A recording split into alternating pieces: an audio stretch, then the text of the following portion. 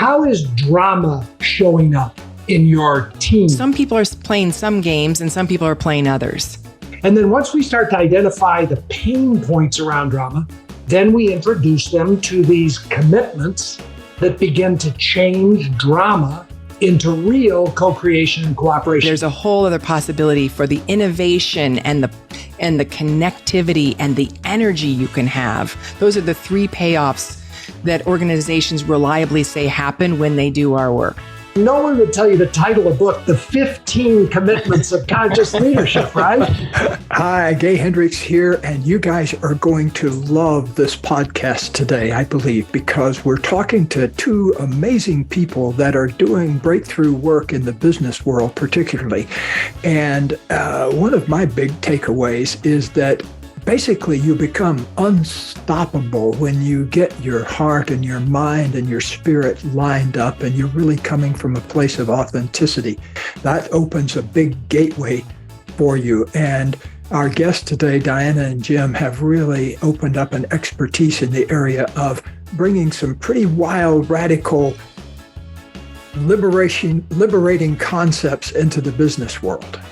I was really, really moved today. One of the big takeaways I had was these 2 profound exercises. One's called Ineffective Training. At least that's the name I'm going to give it right now. And the other one is Stories and Facts. They're really, really good exercises to crack your consciousness. There's also a mention of victim, villain, and hero, which really sounds like a fun exercise. And then this notion of creating word of mouth. What messages resonate best? Big lesson that I think you're going to be able to use yourself, but also have a massive aha experience for you. How about you, Diana?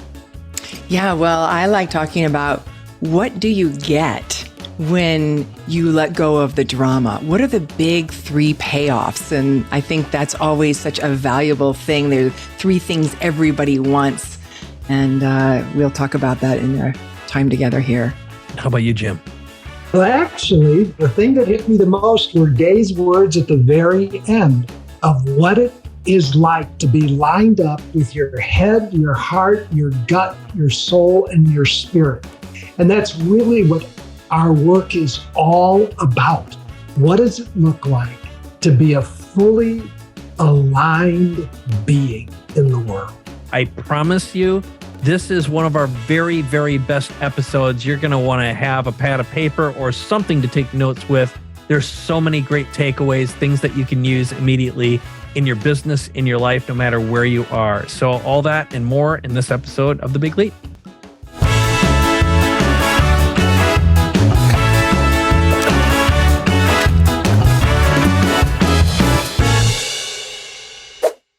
Hi, everybody, and welcome to the Big Leap podcast.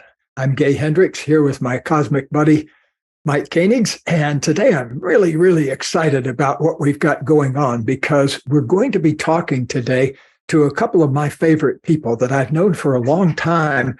And they have something they've really been doing in their genius zone. And we're going to hear all about it today. And Mike, what's been happening in your world?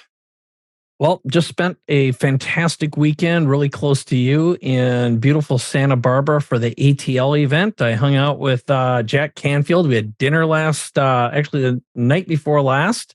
Caught up with him. He's always a crazy, interesting, fascinated, curious man who just feels like he's such a combination of an old soul and a young soul.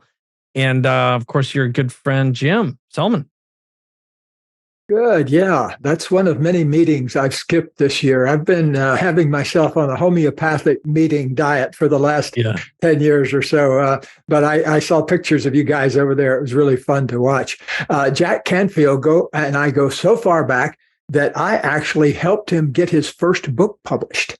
When I got my little book, the Centering book, published in the early 70s, I became kind of a scout for that publishing company, Prentice Hall, and they used to send me stacks of books. And one of them I came across was Jack's book. And so I always nudge him and say, you owe it all to me. Oh, that's great. Well, you and he are such interesting guys because you've been in this business so long, the world of consciousness and conscious leadership. It's always good just to reflect back, and I'm super excited for our guest today because they're all about conscious leadership. Yeah. Well, let me introduce them. I want to introduce first Diana Chapman, who's been a good friend of ours for many, many years. And Diana, I'm going to let you introduce yourself a little bit in a moment. And I also want to introduce everybody to Jim Dethmer, who's also been a great friend of mine for many years and a fellow golf buddy. We've known each other since I was a 22 handicap, and then I went down to a 12 handicap, and then I had my knee replaced, and I'm back to an 18 now. But throughout it all, I've been out on the golf course, and often when I'm out there, Jim, I think of you because I remember our times together out here. So I'm going to just say that these two folks have created a remarkable vehicle called the Conscious Leadership Group. And what they're doing is, I'll have them explain it, but they're doing something really wonderful in also systematizing some things like how to work with people in their genius zone and how to help people overcome their upper limit problems. And I'm always retweeting things they've done or forms they've created, or I especially am loving lately Diana's sort of Zen-like quotes about conscious business and things like that. I've been retweeting those like mad. So let me have you introduce yourselves one at a time. Diana, tell me a little bit about yourself and how you came up with this wild idea of the Conscious Leadership Group. And then I'll flip over to Jim and have him do the same thing. Well, I got one of the greatest gifts of my life in 1997, which was a check for $5,000. And my sister-in-law and brother-in-law, her husband, said, you can do whatever you want to do with the money, but if I were you, I would fly over to California and get to a Hendricks training.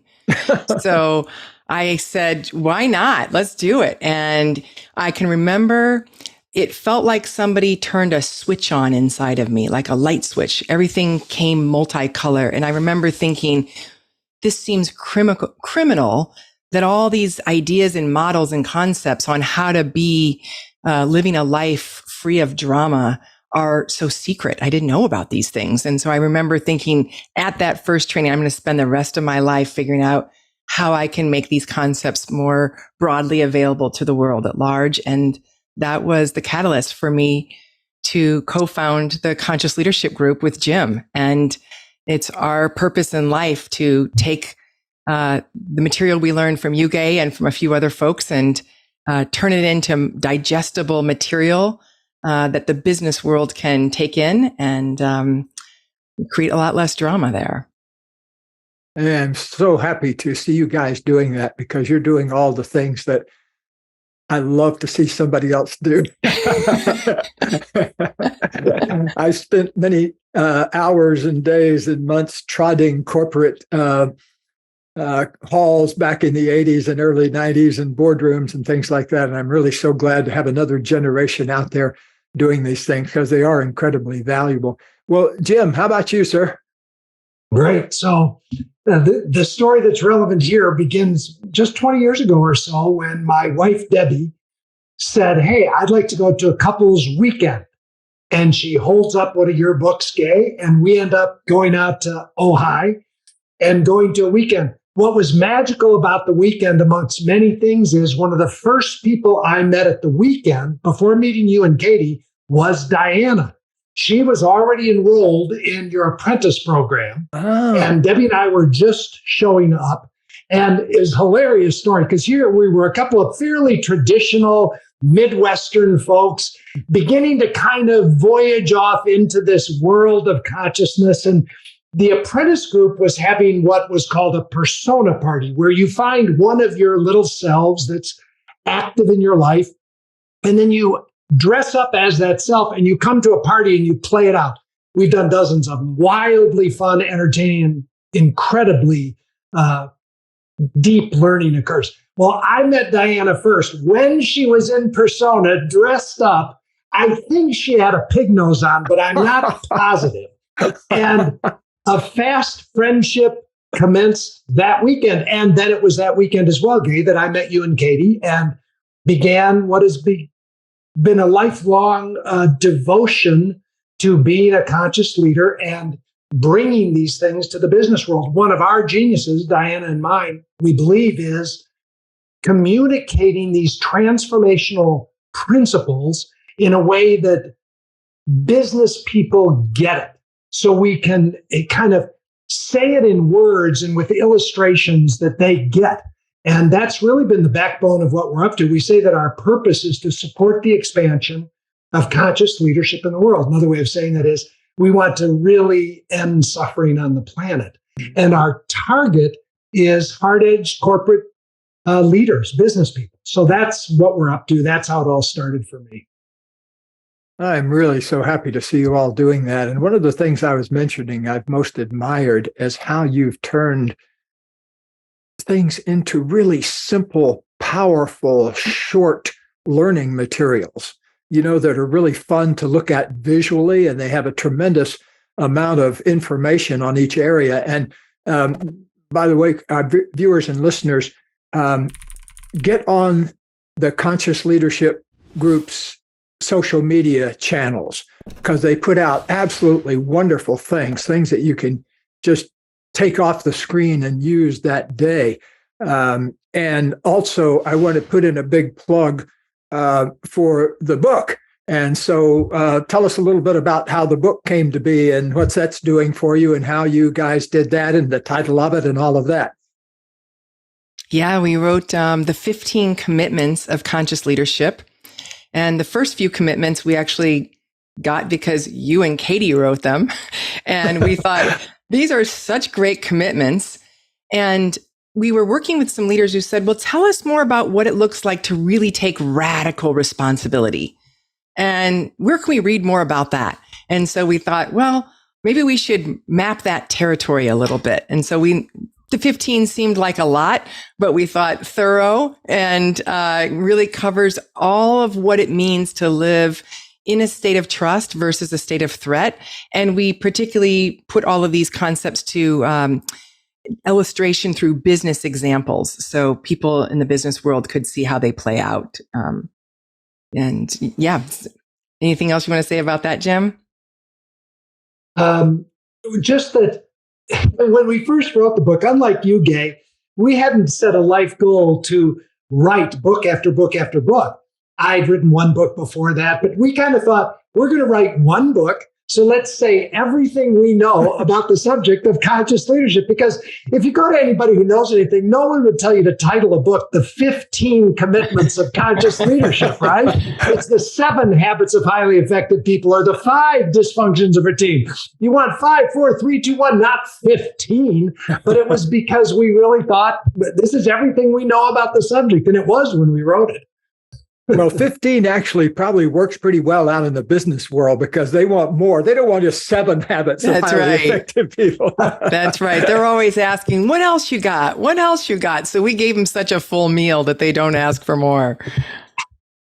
Yeah. So I've got a question. Oh, go ahead. Yay. No, go ahead. I was just going to. Okay. Well, here's, I always love case studies, use cases, and transformations. So I'm curious about 2 things, which is some strategies that create the conscious conversation in the first place, and where you have found people get the greatest set of business results. So just like the results, outcomes, benefits, at the same time, you see a dramatic shift in consciousness. So if you're going to crisscross between that XY, and when you see a noticeable shift in a founder, owner, leader, and you meet them one day, and then it could be a week or a month or a year later, and you're like, what happened to you? I want some of whatever that is. What comes to mind? And I'd be curious if each of you have a use case or a story, a little transformational story you could share. Well, I'll tell you one of the tools that we use that gets some of the most traction, which is a tool we call Teach Us the Class. And it looks like this. the leader comes in and complains about something going on in their workplace. Maybe my COO is not as effective as I would like. So, in fact, my COO has been specifically ineffective. So we say, teach us a course. We want our COO to be ineffective like your COO is. What should we do to make sure we create exactly the same pattern that you're complaining about right now? And at first they go, wait, what? I didn't make this happen. We just say, well, just entertain us for a minute. What have you done that's in your control to create this outcome? And very quickly, people who haven't even spent very much time at all with us can immediately jump in and say, well, I can see I've done this and I didn't do this and I said this and I didn't feel this. And suddenly they've got a whole set of, top steps to take if you too want a dysfunctional COO. Oh, that's genius. That's really genius. I love that. Because everyone can complain and find fault. And what a soul mirror. It'd be like, oh. Yeah. And then we say, you don't need a coach or a therapist. You've got a list here. Go do opposite of everything you just said, and you're going to go create your functional COO. And so when they apply that right away, there's something people say, like, I can't see the world the same anymore when I see that I can teach a course on everything I complain about. It's unbelievably genius and non-obvious. And it almost takes the blame off of you, so you don't feel responsible for that. And God, everything about that psychologically is brilliant. So thanks. That was a gift of gifts. And Jim, I'm curious. How about you? Yeah, so let me. You asked, Mike, how do we get the conversation going? What's the entry point? Mm-hmm. And there are many ways in, but a common one for us is we'll be talking to a leader of an organization and we'll just ask them, how is drama showing up in your team or in your organization? And that's a great one because you don't need to spend a lot of time defining drama. Everybody gets it like that. And then we start talking to them about what drama is costing them. We call it a drama tax. We actually have a little assessment that an individual or a team can take, where they start to look at the drama tax, the price they're paying for being in drama in their organization. And then once we start to identify the pain points around drama, then we introduce them to these commitments that begin to change drama into real co-creation and cooperation. One of those commitments, the fourth one, is on candor. And this is a hot button in organizations because people will say that they want candor. But then when you look under the hood, you find out there's all kinds of gossip going on and people not being direct and people not being fully revealed. So we've created a whole suite of tools around how to bring candor in an organization. And one that gets incredible traction that's very simple is we ask teams to make a distinction between facts and stories. And one of the things we say, it's not new to us, it's been said many times, facts never cause drama. All of the drama in your team or your organization are caused by your stories. And you're the source of your stories. So we'll literally put a whiteboard in front of a room. We'll pick a hot issue in the team and we'll say, okay, let's just get all the facts up on the whiteboard. And facts are just simply what a video camera would record. And we just list them one by one by one. Does everybody stipulate to the facts? Yep, those are the facts. And then we say, okay, now let's fill the other side of the board with all the stories we're all making up about the facts. And we tell teams that the more you get the stories out, you don't hold them in, you get them out, the more possibility you have to resolve the issues and to end drama.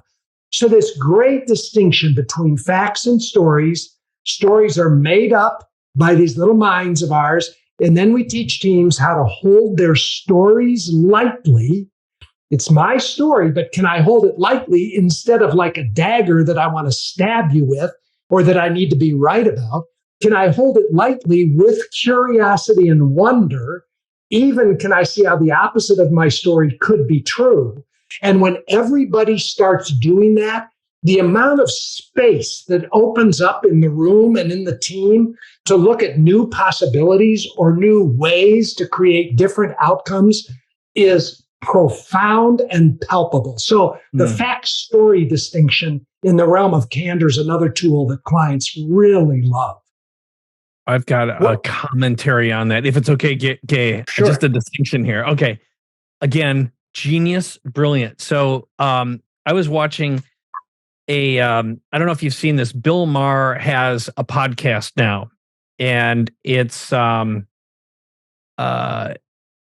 Random Show, I believe is what he calls it, or random podcast. And what he, on the latest episode, at least the one that I saw, was him with Deepak Chopra. And of course, Bill is this staunch atheist and anti-religion of all sorts. And Deepak and he are having a pretty fierce argument. And Deepak's explaining to him how he's in his fourth quarter of life. He's 76 years old and preparing for his death. And Bill is appalled by that. And he is talking about his version of reality, and he's just projecting all over Deepak, and Deepak's saying it's all a dream, and every memory you have is just a dream. And you know, the times when you're most awake and most conscious is when you wake up temporarily from the dream and realize you're in a dream. And but the way he story tells, you really get this very profound sense, in as articulate as he is, as nuanced as he is, and really see how much that is true, how our stories define us. And Tony Robbins always says we're all meaning-making machines. I love that frame and that phrase. So back to you, Gay. Yeah. What does a typical engagement with you guys look like? Like, does it start with a one-on-one, or do you do groups, or how does that all unfold typically? Yeah. Well, if we have a company that wants to come and work with us, we always say the leader goes first. So we coach that CEO or founder or president for a few months to make sure they really want to play this game of conscious leadership. And if so, then we'll drip it down first with the executive team and make sure they really have it anchored. And then we take it down into the organization more broadly. And we're very careful about that. We have learned that how you bring it and onboard it into an organization is really important. And we also do work with people who just want some one-on-one support, and they're not interested in bringing it into the organizations, or they don't have the decision rights to do that. And we also lead forums in which we bring groups of leaders together, and we come and practice together in a dojo where we all get to be very experimental with these models, and so people can build their skills in a group setting. Okay, we learned that lesson the hard way about making the leader go first and commit to usually 3 to 6 months of one-on-one coaching, because we went into a couple of large organizations, 12, 15,000 team members. And we would start with the senior team and we'd get them going a little bit. They'd be so excited. Then we'd start to roll it down through the organization. And it wasn't very long before people 1 or 2 layers down in the organization would say, this stuff that we're learning is fantastic. Like this whole idea of ending blame and criticism and just really taking responsibility. The only problem is my boss doesn't do it. Yeah. They're advocating it, but not doing it. And it just really created a massive split in the organization, because the people on the team are seeing the efficacy of these things and wanting to do it, and their leaders weren't fully on board. So now we're very, very careful and systematic, quite frankly, about how we get people eating the food before they serve it to anybody else in the organization. Mm-hmm. That's really a key distinction. I've also done it both ways myself. And it makes things so much easier if the person at the top and the top 2 or 3 people have a real sense of what you're up to. I also was impressed by how you've taken a concept into corporations that I've been teaching for years and years and years, but I've found it difficult to introduce to certain types of people. And that is the whole concept of the drama triangle, how people go for the victim position and cast the other person as a perpetrator.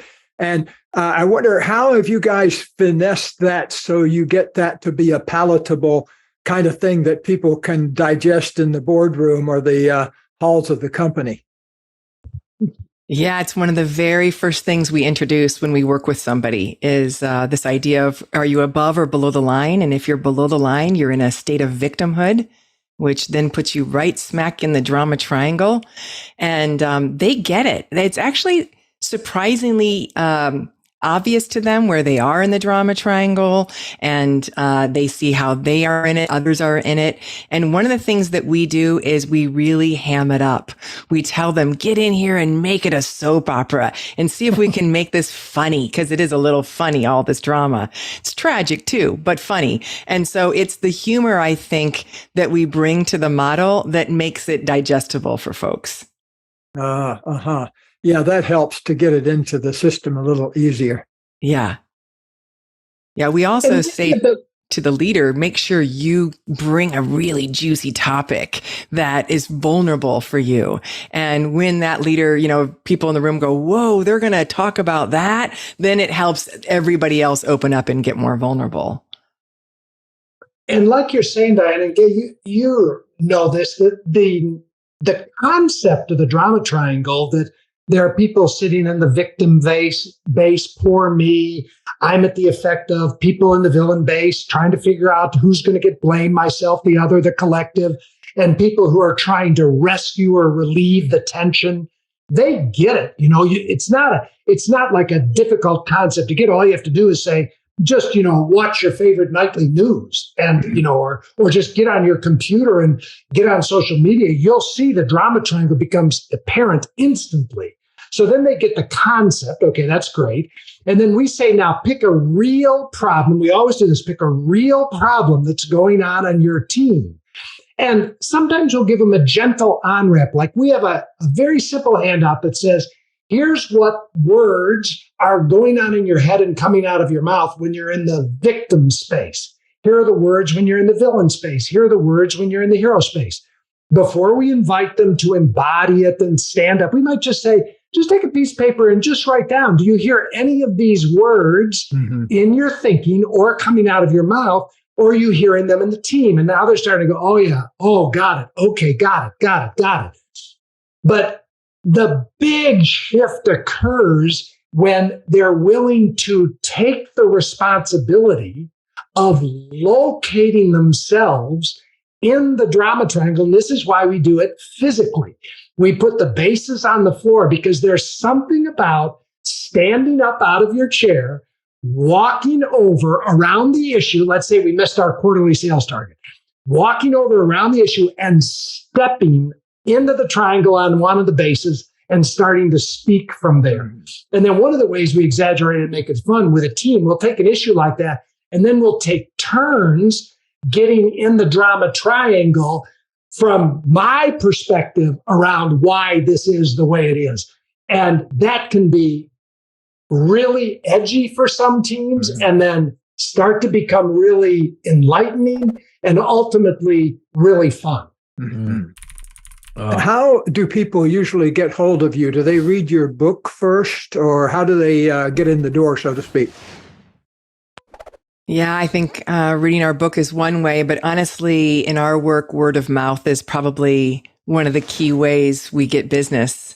And now that used to be from leader to leader, but now it is happening by being on podcasts like this, and something's starting to resonate for people inside. And they say, I don't know, I haven't heard this before and I'm excited. But mostly, if you're going to bring a group in to work with your culture, you want to know, who's done this and who could I trust that says this works. So word of mouth helps a lot. Definitely. Yeah. Very good. I've got two questions. And the first is questions that create the fastest path to vulnerability. I want to precede this with a tiny story, which was I recently held a mastermind that was focused on longevity, marketing, and then money. And we got to Money Day, and someone in my group who, if you'd meet him, your perception would be super successful. He's done remarkable things, lots of stage time, affected tens of thousands, if not hundreds of thousands of kids in particular, and adults. And he began and opened up with him saying, I have a negative net worth and I'm old enough now, I don't feel as though I'm going to be able to catch up. And not only was it surprising, but it was so raw and real, it created absolute permission for everyone else to open up. So whoever's the most authentic and vulnerable first creates permission for everyone else to feel safe.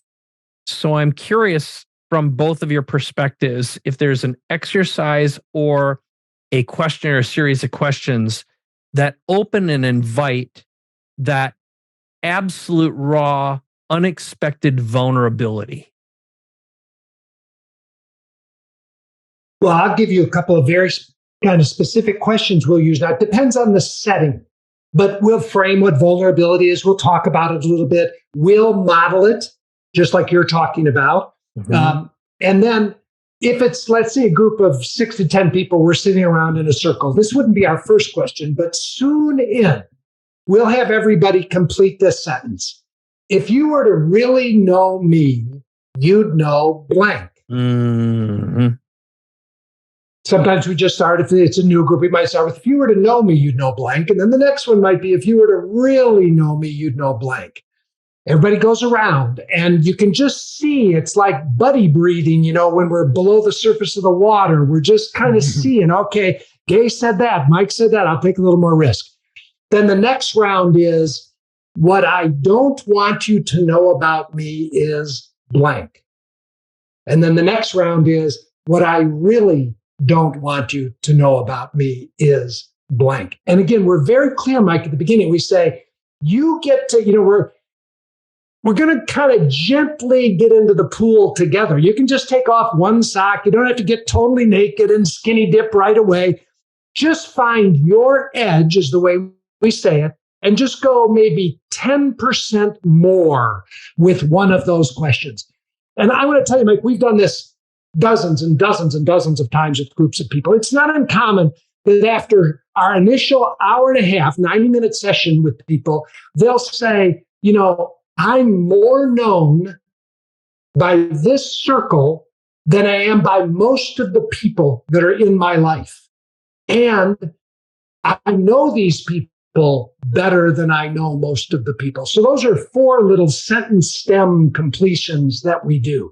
If we want to go into the deep end of the pool, and we don't do this unless it's a forum, we'll do a fact and story thing where we'll say, we want you to write down a list of numbers. And the numbers can include things like your age, your weight, your number of sexual partners, your net worth, those kinds of things. Now, again, this is a fairly new group of people, all peers. And at first, they just look like, you got to be kidding me. I've spent my entire life hiding what those numbers are.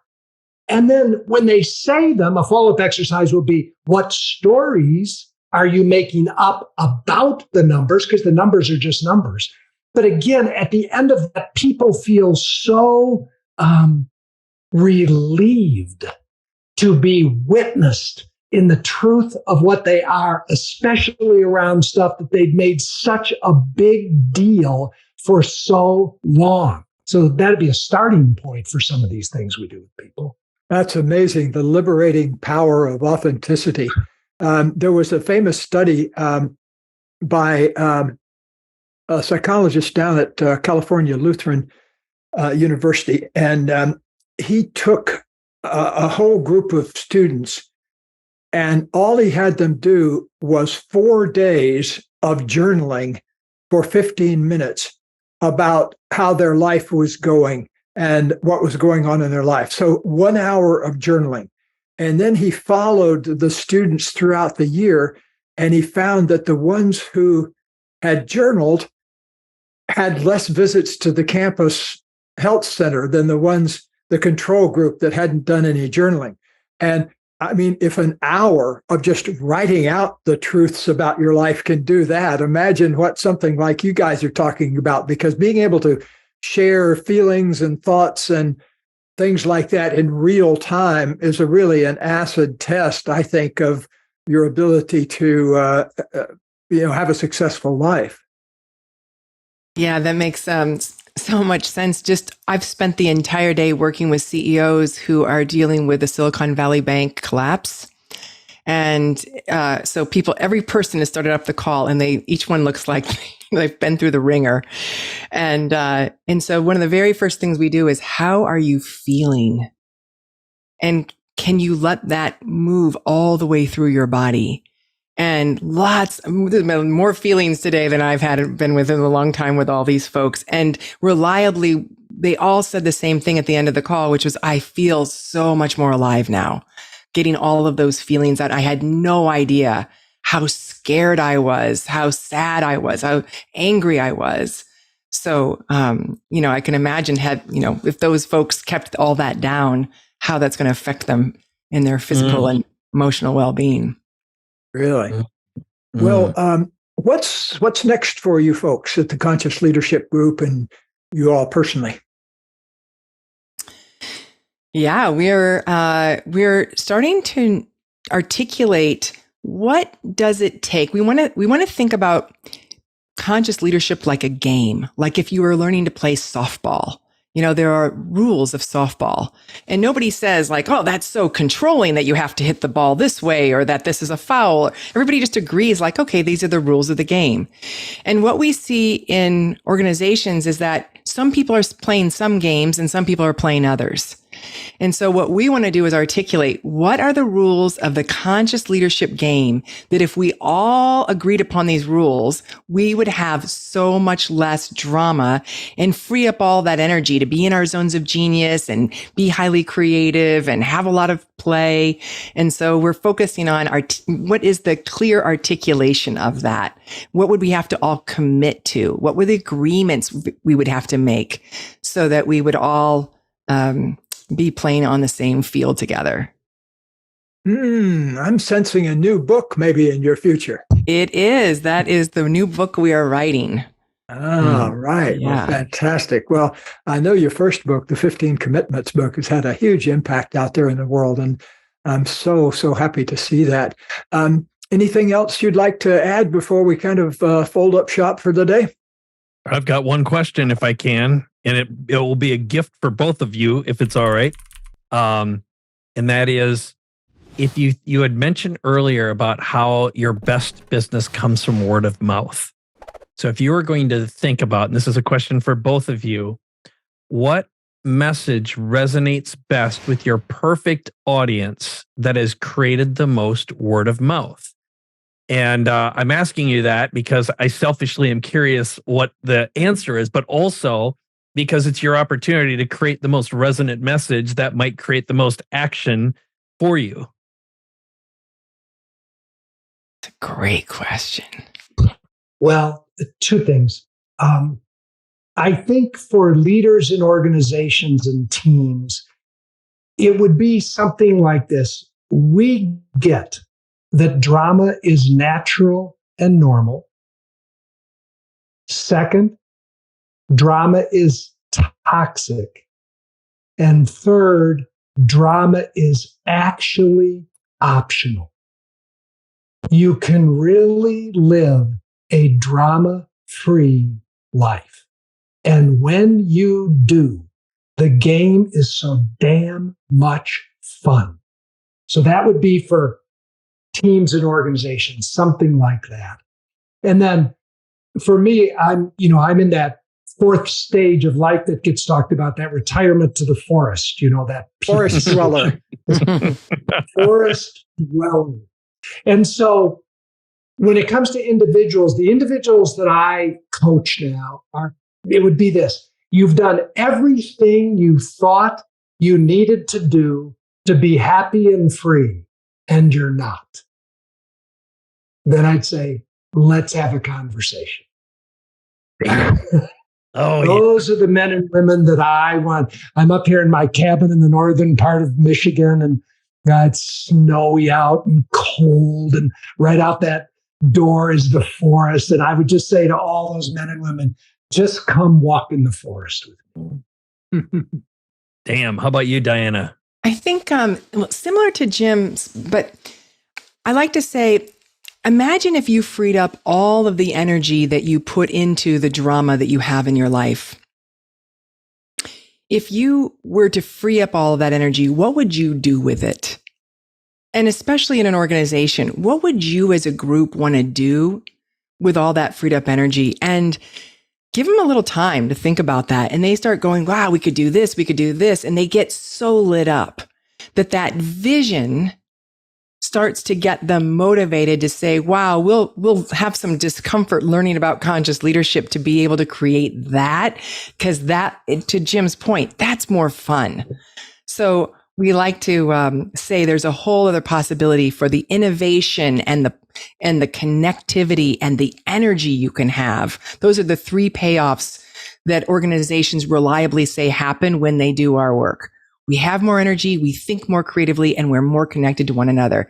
And I think almost everybody wants that. Mm-hmm. Yeah. Mm.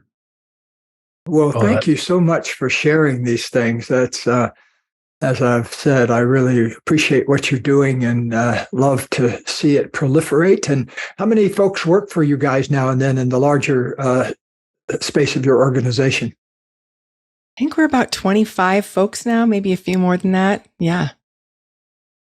All right. And like you, Gay, I heard you say you want to simplify your life down to as few people as possible because of all the lessons you learned. We haven't quite learned it yet. We're still, but I would say this.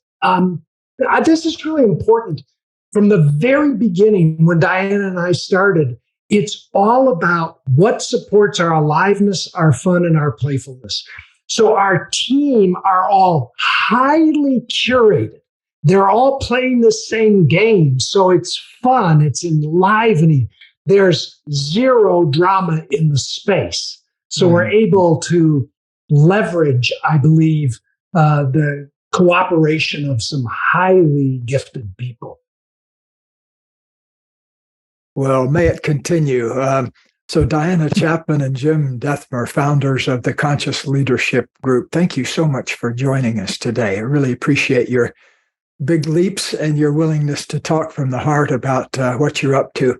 And there's so much material. We could have you guys on for another 2 or 3 hours. So let's put a pin in it for when the new book comes out. How's that? Yeah, we would love that. Thank you so much for having us. What a treat.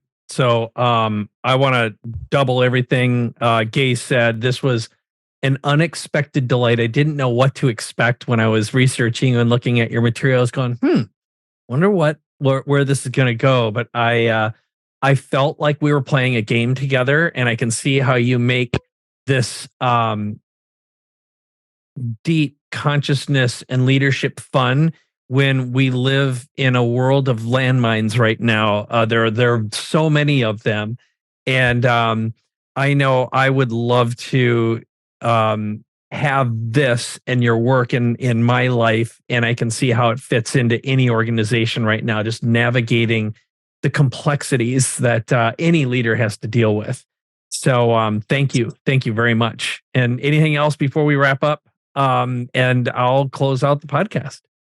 Yeah, I just wanted to, as individuals, Diana and Jim, I just wanted to celebrate you for your integration of mind, body, and spirit. It really comes through that you're in touch with your hearts and your minds and the big why of what you're up to here on this planet. So blessings to you for getting that lined up. Okay. And I will, go ahead. Anything you wanted to say? I'm sorry. Just want to say thank you, and thank you for all the ways you had a part to play in that game. My pleasure. Very good. Well, I know that your website is conscious.is, which is a fantastic domain name, by the way. I love that.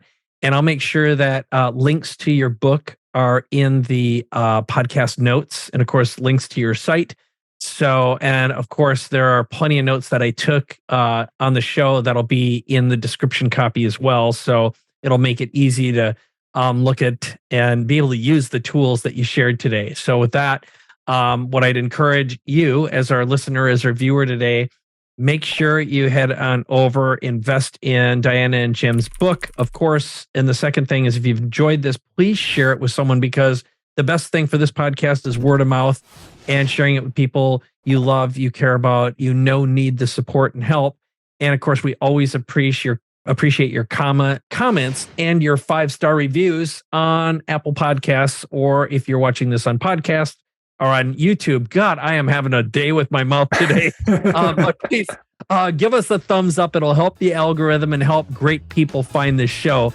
And on behalf of Gay and me, thank you so much for listening and watching. And thank you so much today, Diana and Jim.